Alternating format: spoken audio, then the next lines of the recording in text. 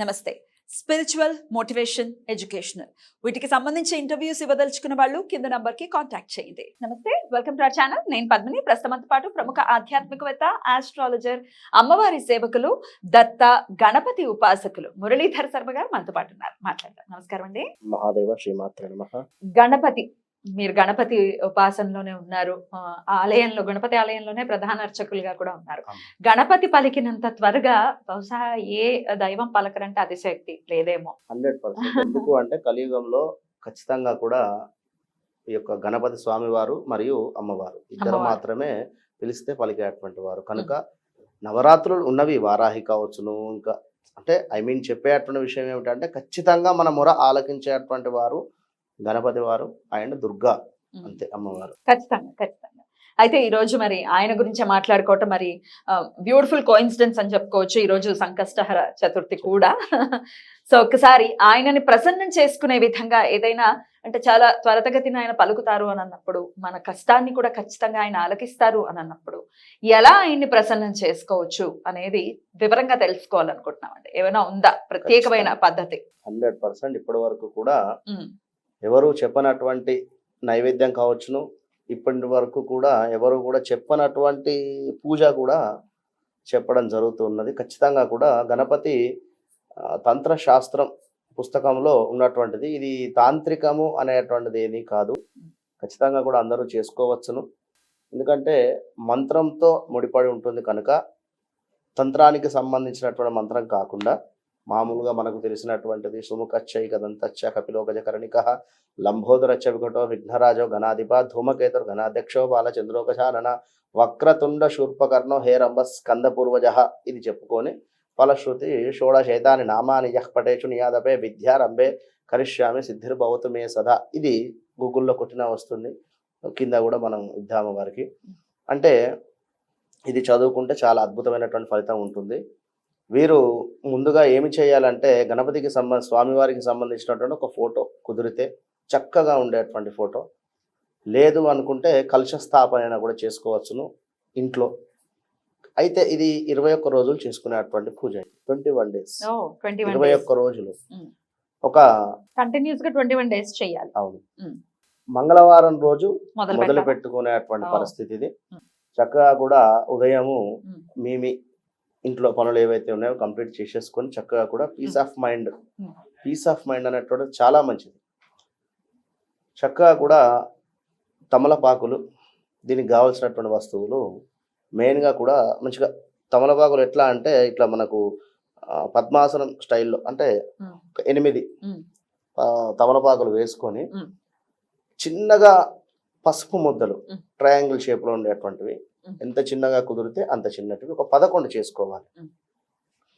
ఈ 11 చేసుకొని ఒక ప్లేట్లో పెట్టుకొని ఒక్కొక్కటి తీసి ఈ యొక్క తమలపాకు పైన ట్రయాంగిల్ షేప్లో పెట్టుకునేటువంటి పరిస్థితి.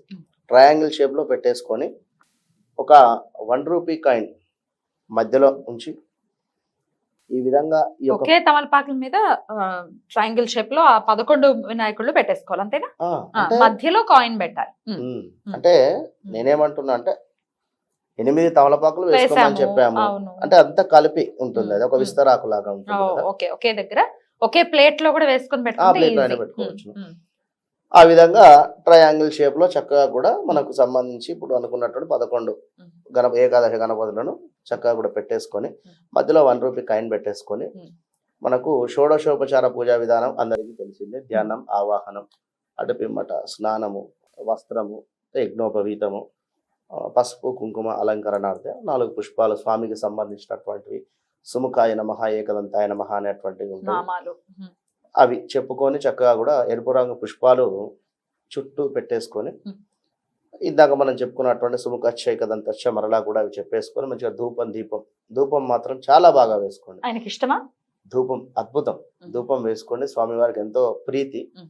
ఈ యొక్క ధూపం వేసుకున్న తర్వాత నైవేద్యంగా మనము చక్కగా కూడా ఈ యొక్క రవ్వను వేయించుతారు కదా, రవ్వను చక్కగా కూడా వేయించిన తర్వాత అందులో కాస్త శర్కర మరియు ఈ యొక్క ఇలాచీను, లవంగాలను పొడి చేసి గ్రైండర్ చేసినటువంటి ఆ యొక్క మిశ్రమాన్ని ఇందులో కలిపేసి చక్కగా కూడా పెద్ద పెద్ద లడ్డూలు ఇంత లడ్డూలు అయ్యేటువంటి విధంగా చేసుకోవాలి.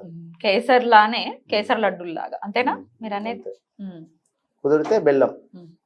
ఈ విధంగా చేసుకొని ఆ యొక్క పెద్ద పెద్ద లడ్డూలను ఇక్కడ ఈ యొక్క 11 గణపతులకు నివేదన చేసిన తర్వాత వీటిని ఏదైనా ఆవుకు తినిపించండి సాయంకాలం ప్రదోష కాలంలో. ఆ లడ్డూలా?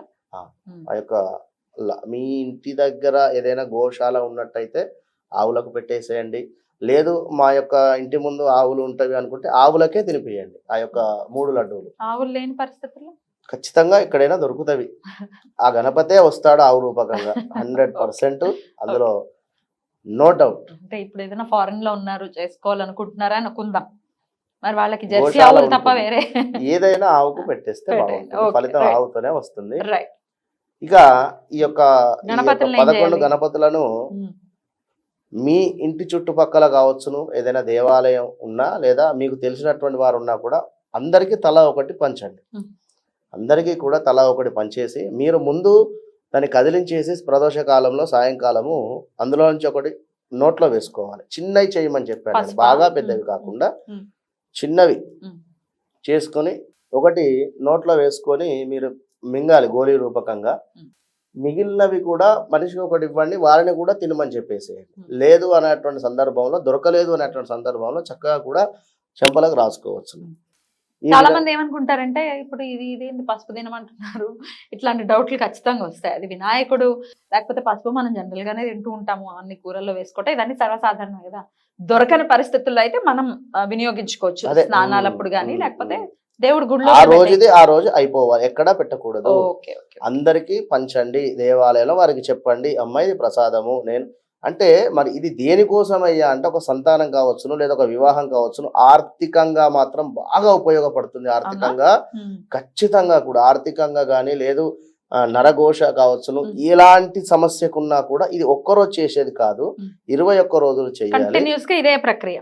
మంగళవారం రోజు మొదలు పెట్టుకొని 21 రోజులు కంప్లీట్ చేసుకోవాలి. 21వ రోజు కంప్లీట్ అయిన తర్వాత 22వ రోజు మీ ఇంటి దగ్గర ఎక్కడైనా కూడా దేవాలయం ఉంటే గణపతి స్వామి వారికి సంబంధించి చక్కగా కూడా అక్కడికి వెళ్ళి గణపతి స్వామి వారికి అభిషేకం చేసుకొని పసుపు రంగు వస్త్రాలను ఆ యొక్క స్వామి వారికి నివేదన చేయండి. ఇందులో భాగంగా 21 కోరుకుంటూ థ్యాంక్ యూ సో మచ్ అండి. నమస్తే.